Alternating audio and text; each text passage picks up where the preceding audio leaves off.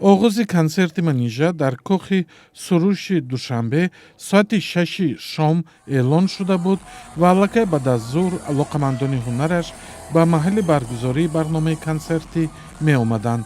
ҳарчанд толор пур аз тамошобин нашуд, вале ҷойҳои холӣ низ андак монда буд. мухлисони ҳунари Манижа овозхони тоҷиктаборро бо ниҳодҳои исмаш рӯи саҳна мехонданд.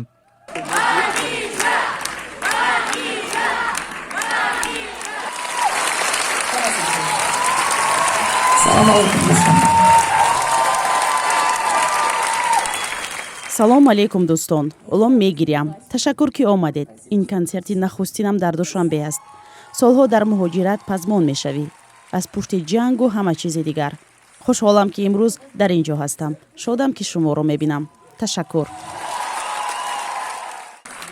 қаблан Манижа гуфта буд ки консерти ӯ дар Душанбе қарор аст рӯзи 9 октябри имсол баргузор шавад, вале эълони сафарбарии нисбии сарбозони рус ба ҷанг дар Украина рӯзи 21 сентябр ба ин барномаи ӯ ҳам таҳрире ворид кард.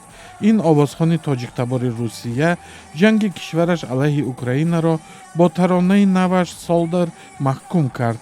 дар натиҷа мақомот дар Русия дарҳои худро ба ҳунарнамоиҳои ӯ дар консертҳои ҷамъиятӣ бастанд. Манижа гуфт ки садоро хомӯш карда намешавад ва рӯ ба шабакаи YouTube ва консертҳои хориҷӣ овард.